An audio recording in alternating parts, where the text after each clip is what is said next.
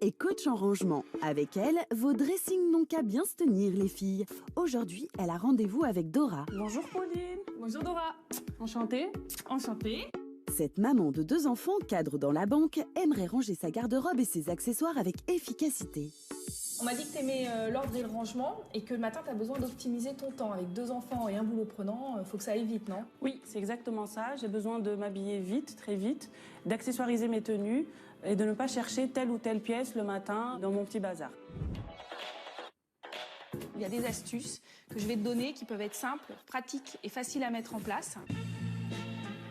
A priori, Dora range ses vêtements dans un endroit dédié et les plie avec soin. Mais Pauline peut vraiment optimiser son dressing.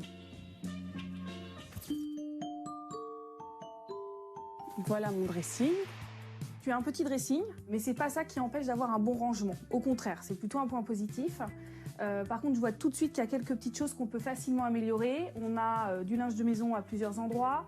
On a une penderie qui est un peu dense, donc on va voir aussi comment l'aérer. Et puis là, je vois 2 tiroirs un peu fourre-tout. On va pouvoir retravailler également. En bas, je suppose que c'est des chaussures que tu mets pas souvent. Non, voilà. c'est des chaussures. Bon, donc effectivement, si c'est des chaussures qu'on met pas souvent, c'est des boîtes propres. On va pouvoir les laisser là pour l'instant.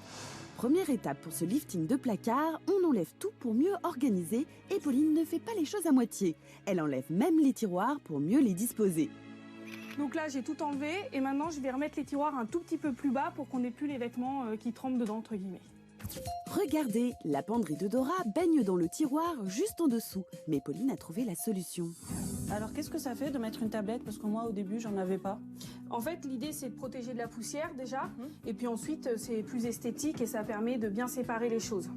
Il faut y penser les filles. Ranger ses vêtements à l'abri de la lumière et de la poussière augmente leur durée de vie et évite certaines allergies.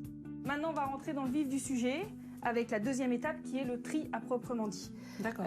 C'est l'étape la plus difficile, mais j'ai une solution qui va te permettre d'aller beaucoup plus vite, c'est-à-dire de faire des choix positifs. C'est-à-dire que plutôt que de choisir ce que tu n'aimes pas, je vais te demander en priorité de tout de suite mettre de côté ce que tu mets souvent, dans lequel tu te sens bien ou tu te sens belle, et tu vas voir, ça va être beaucoup plus facile pour la suite. Cette astuce du choix positif peut s'appliquer à énormément de situations. Si vous n'avez aucun doute, alors c'est positif. Et celle-ci? Celle-ci... Alors à partir du moment où tu hésites, c'est qu'il y a un doute. Si tu hésites vraiment, on peut la donner. S'il y a vraiment un doute qui est installé, on va voir une petite astuce pour la mettre de côté. D'accord, pour le moment on la met de côté. Ok. C'est bien connu, la meilleure façon de ranger, c'est de faire le vide. Au total, plus d'une douzaine d'articles de la garde-robe de Dora vont être donnés. Alors les filles, un autre conseil. Quand vous hésitez à garder un vêtement, je vous propose de tourner le cintre dans l'autre sens, de le ranger de cette manière-là, comme ça vous allez pouvoir vous rendre compte si au bout d'1 an, vous l'avez pas tourné, c'est que vous l'avez pas mis et donc vous pouvez le donner. Et question cintre, Dora ne risque pas la rupture de stock, elle en possède de toutes sortes. Je m'aperçois d'une chose, c'est que tu as plein de cintres différents. Et oui. Et oui, et ça c'est pas pratique. Les petits comme ça abîme les vêtements. Les gros c'est plus pour les vestes parce que ça prend beaucoup de place dans la penderie. Donc on va tout de suite changer tous les cintres pour uniformiser. Ok. Alors les filles, petit conseil sur les cintres, attention aux cintres épais qui prennent de la place et surtout certains cintres qui glissent beaucoup. Je vais vous préconiser des cintres en velours ou en caoutchouc qui sont très fins et où les vêtements ne tombent pas. Les filles, si vous n'avez que de bons vieux cintres en bois, les modèles en caoutchouc sont 2 fois plus fins et vous libèrent de la place dans la penderie. Alors Dora, maintenant qu'on a fait le tri, on a vu qu'il nous restait des vestes. Alors les vestes, on ne peut pas les laver à chaque fois, c'est des vêtements qui sont en contact avec l'extérieur.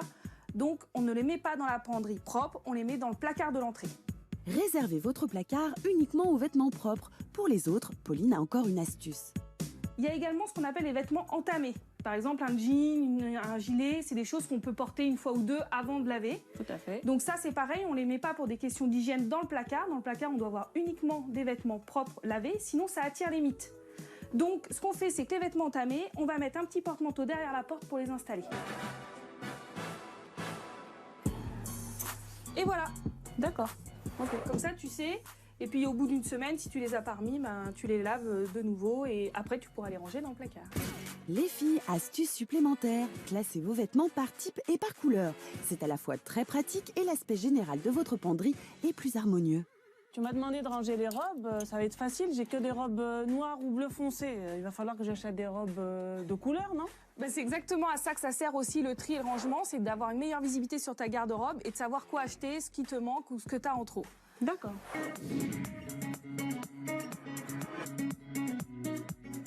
Donc là, Dora, il reste les accessoires, c'est-à-dire les foulards et les ceintures qui étaient en vrac dans ton tiroir.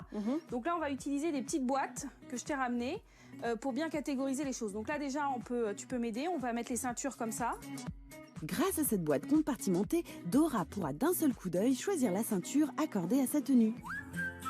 Donc pour les foulards, ce qui est important, c'est de penser au pliage vertical.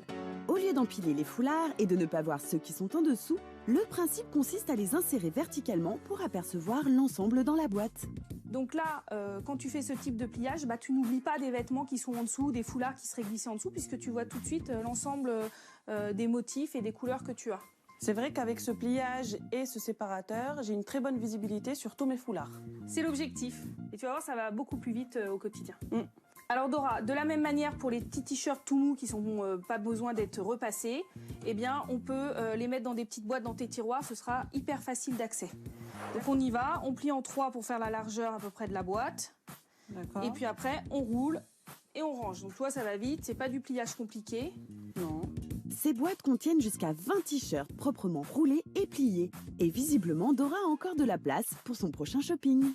Donc ici, comme il nous restait un petit peu de place avec la tablette, je me suis permise de mettre tes pantalons. Alors je les ai juste pliés en 2 parce qu'on a une grande profondeur. Et puis comme ça, tu vois tout de suite les tranches de tous tes pantalons. Ça te permet de voir d'un coup d'œil ce que tu as. Génial. Pauline, génial. Bon, ravi que ça te plaise.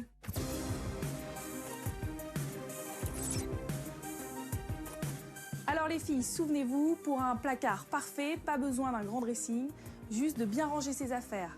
1, on trie, 2, on catégorise et ensuite on adopte le pliage à la verticale. J'espère que vous avez bien tout retenu pour avoir un placard parfait chez vous. J'adore mon nouveau placard. Finalement, c'est un mode de rangement assez simple qui me permet de trouver mes accessoires assez rapidement le matin.